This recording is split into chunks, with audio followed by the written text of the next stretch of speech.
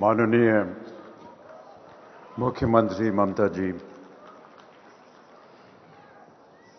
the very celebrated and distinguished guests on the dais, distinguished guests, ladies and gentlemen, namaskar.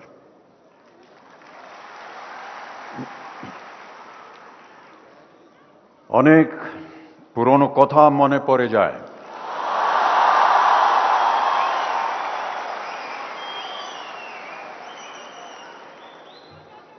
তাই আবার আপনাদের কাছে এসেছি। আপনাদের জামাই, এইবার আপনাদের মেয়ে আমার বউ জয়াকে নিয়ে বড়দের আশীর্বাদ ও ছোটদের ভালোবাসা চাইতে। This is my second visit to the International Film Festival of Kolkata, and I'd like to express my extreme gratitude to the Honorable Chief Minister for extending this invitation to me, giving me pride of place, great honor, and the privilege of being in the company of the most passionate and loving audiences that I have ever experienced in any part of the world. Onek onek dhonnobad. Ladies and gentlemen, international film festivals such as the one we are all present at today gives lovers of cinema the opportunity to witness and applaud works of the greats from not just different parts of the country but indeed from the entire international community. The varied styles and presentations of their stories educate us about their culture and ethics. They draw us into debate and discussion and leave us in appreciation of their creativity. The inspiration for most works of cinema has to me been the contribution made by the written word. Writers, therefore, hold in my very limited opinion the most important key to a finished and creditable product.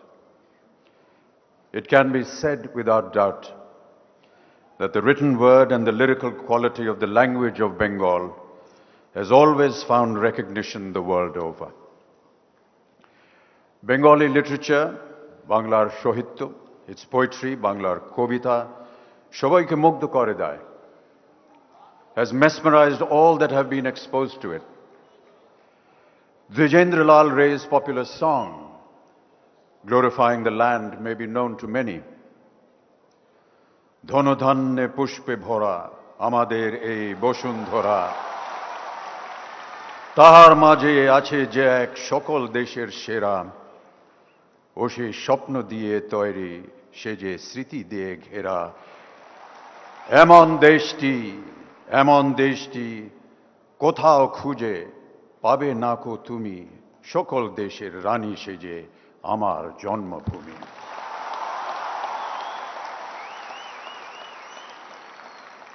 It becomes imperative, therefore, to recognize and tabulate on this auspicious occasion of the opening of the International Film Festival in Kolkata, the groundbreaking cinema history of Bengal, to acknowledge and pay obeisance to the fact that its films have been enriched with abundant examples from local literature, epics, classical stories, and folklore. Films that have not only reflected urgent social realities, but also given Bengalis their splendid intellectual identity and egalitarian attitude.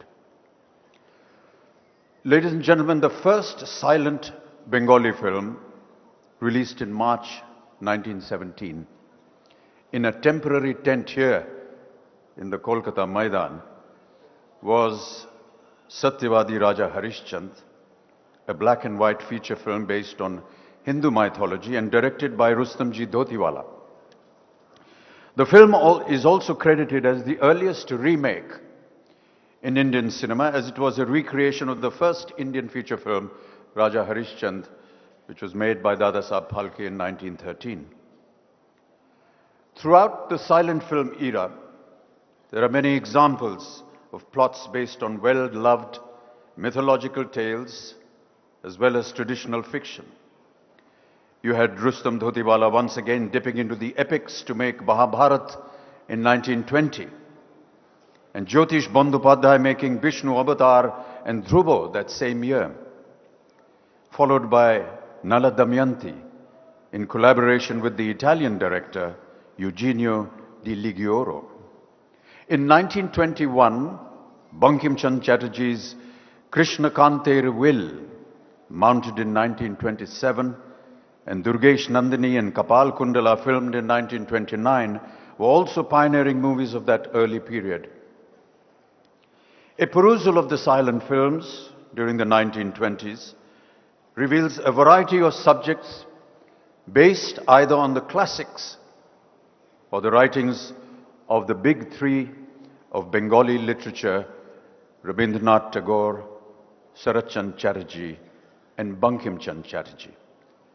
Tagore's play Bisurjan was the foundation for Naval Gandhi's much acclaimed 1928 feature film Balidan, which was showcased by the Indian Cinematograph Committee to demonstrate that serious Indian cinema could match Western standards. Tagore, apart from being a Nobel Prize winner for literature, was also involved with the art of cinema in its nascent stages.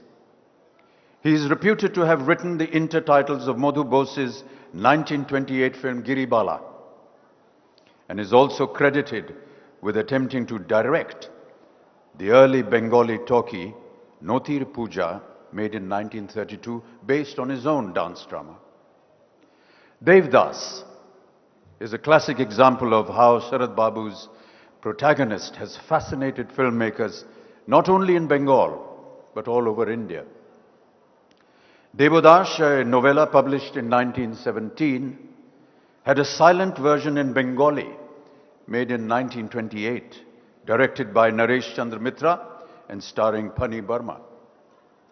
The first widely influential version was directed simultaneously in Hindi and Bengali in 1935 for New Theatres by Prathamesh Barua.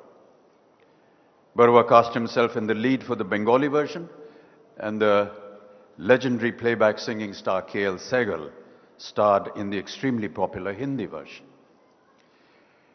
In 1955, Bimal Roy remade Devdas with Dilip Kumar, Suchitra Sen and Vijayanti Mala, which is considered a landmark in Hindi cinema.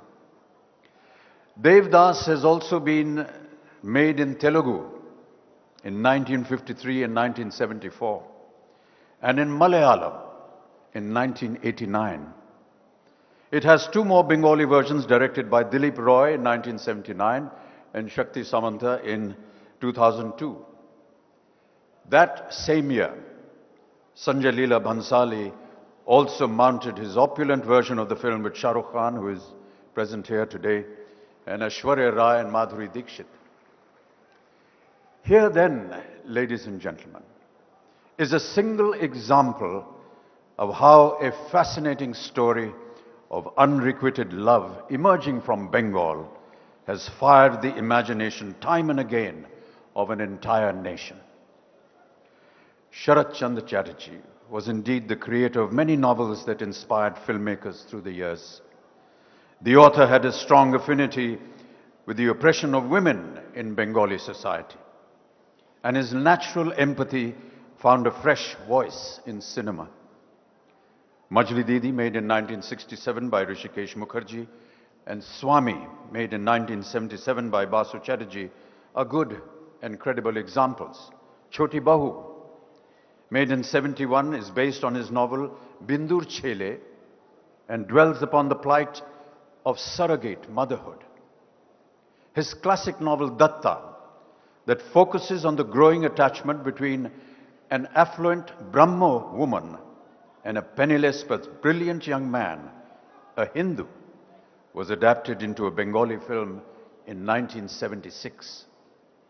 Think of the Bengali and Hindi versions of Biraj Bahu and Parinita, or the wonderful Bengali adaptations of his autobiographical work Shrikant, or even Khushbu in Hindi made by Gulzar, which was inspired by his work entitled Pandit Moshai, and you will see a literature's social conscience interpreted time and again on the silver screen.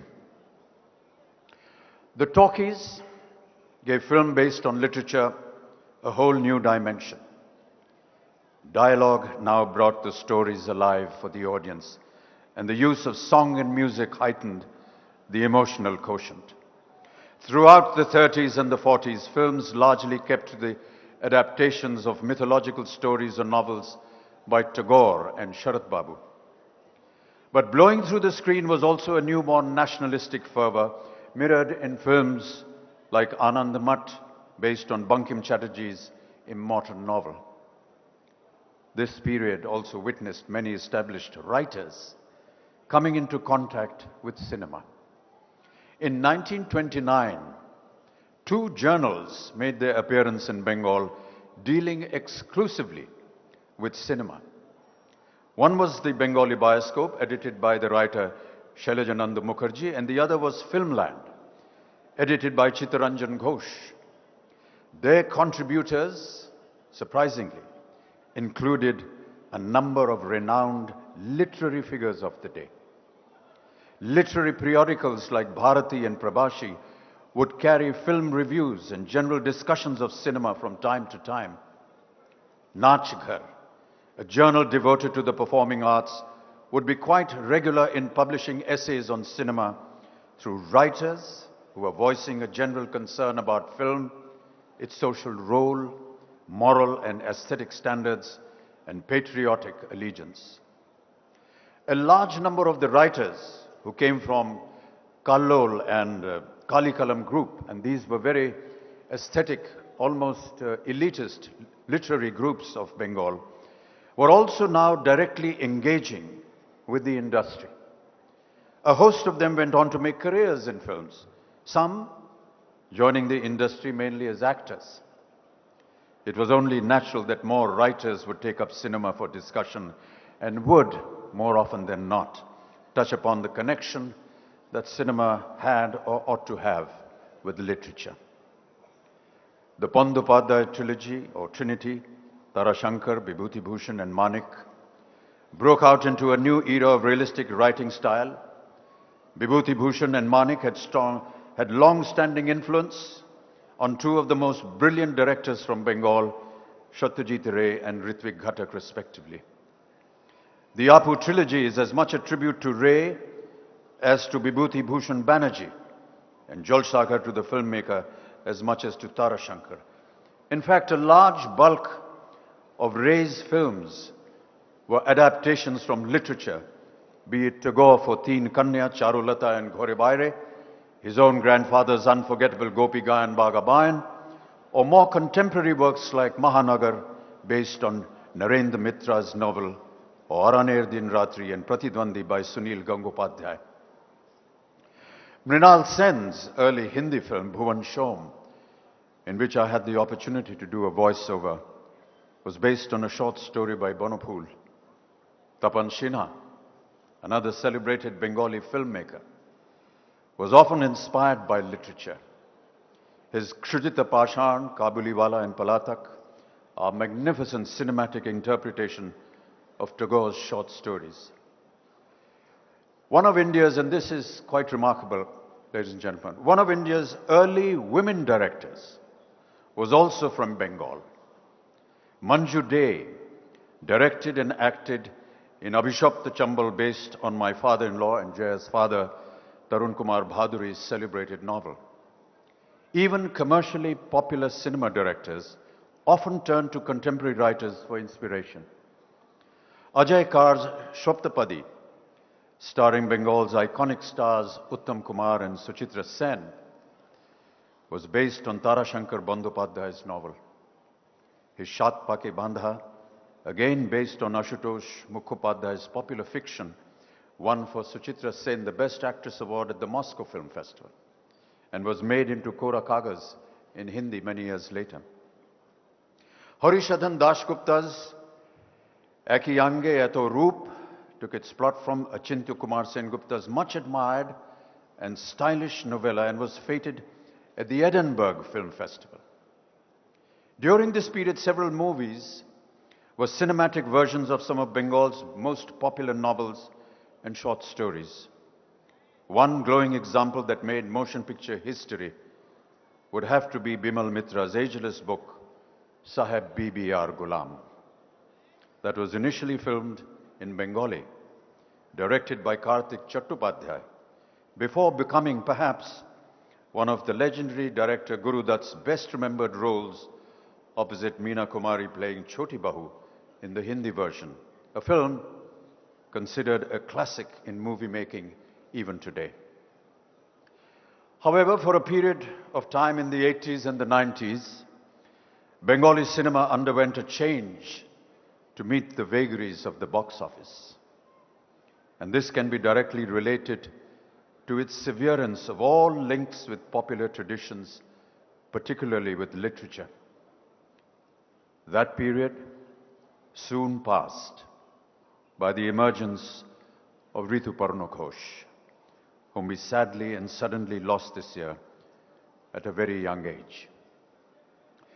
Ritu Da gave Bengali cinema a completely new ray of hope and often looked at literary works for motivation. His Chokher Bali and Nauka Dubi, based on Tagore's fiction, are very fine examples. Contemporary writers like Suchitra Bhattacharya and Shirshendu Mukherjee also became a source of inspiration for him. In fact, it is exciting to know that many young generation filmmakers in Bengal with new ideas and a new vision are once again turning to literature for inspiration. There is expectation then for a breath of fresh air and exceptional stories once again, and that shall augur well for cinema in India in the coming days. Young filmmakers, not just in Bengal but all over the country, may like to symbolically look upon what Kavi Guru Rabindranath had said many years ago. Ebar tor mora ganghe ban esheche, jai ma bole bhasha tori. Your dead banks are flooded again, O Manji. Just say jai ma and row your boats once more. In conclusion, ladies and gentlemen, I'd just like to say that cinema to me, apart from being a great medium of entertainment, has always played the role of a unifier, an integrator.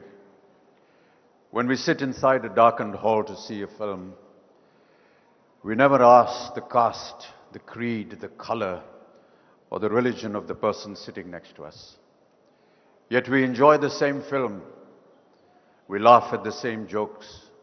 We cry at the same emotion. And we sing the same songs.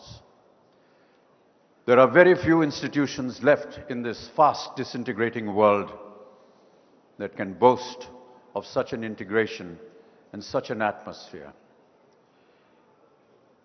I am just very proud to be a small portion of this very illustrious fraternity.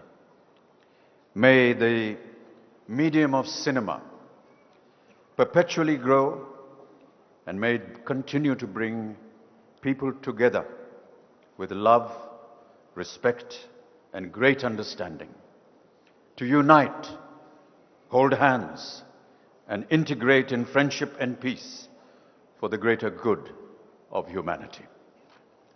Ladies and gentlemen, I wish the Kolkata International Film Festival the very best and great success. Thank you so much.